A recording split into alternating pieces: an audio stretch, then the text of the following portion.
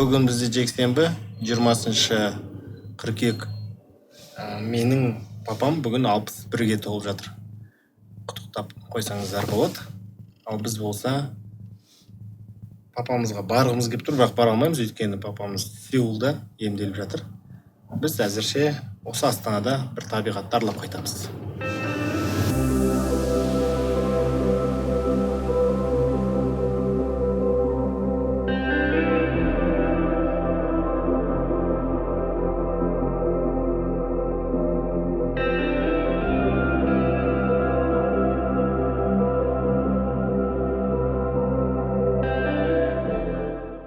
2016 жылы Назарбаев университетінің 3-ші курс студенті болып жүрген кезде бір хабарлама келді. Ол хабарламада Конрад Аденауэр неміс фондының стипендиаты атануға шақырылған болатын. Не фонд, қандай стипендия, қандай мөлшердегі стипендия екенін білгеннен кейін барлығымыз жабылып өтініш бере бастадық. Бүкіл республикадан бергенін білдік. Десек те көп адамның ішінен суырылып шығып, сол фондтың стипендиясын жеңіп алған болатын. Бүгінгі влогта неге студенттер белсенді болу керек екенін, белсенді болғанның қандай тиімділігі бар екенін туралы айтып кететін боламын. Енді студент болып келген кезде менің үлкен ағам кеңес берді. Сабақтан тыс уақытта белсенді бол деп. Ол кезде әрине түсінген жоқпын, бұның мақсаты неде екенін, бірақ айтқан тілді істеп, сабақтан тыс уақытта кез келген іс-шараларға қатысуға тырысып жүрдім.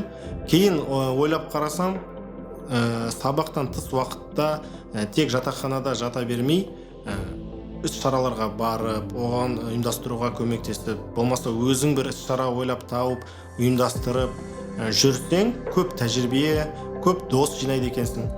Көп достарыңның ішінде абыройлы болады екенсің.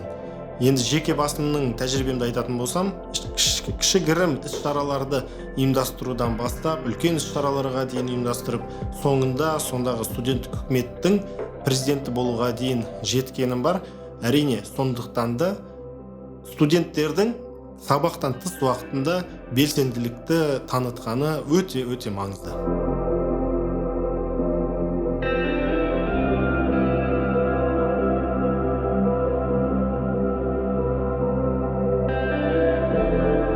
Конрад Аденауэр фондының маған не берді деген сұраққа келетін болсақ, біріншіден әрине қаржылық поддержка берді. Студенттік кезде ол өте маңызды.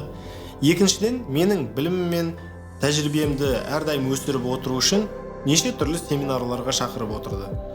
Әрине, үшіншіден, сол мен секілді стипендиаттармен, жақсы адамдармен дос болуға мүмкіншілік берді.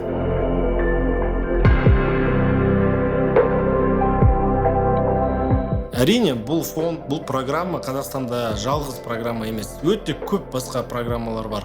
Есіме түскені, мысалыға, Есенов Foundation. Менің көптеген жолдастарым сол Есенов Foundation бойынша шетелден білім алып келді. Десек те, қандай программа болмасын, барлығын біріктіретін бір нәрсе бар. Ол болашақ стипендиаттарға қойылатын шарттары. Бірінші шарт.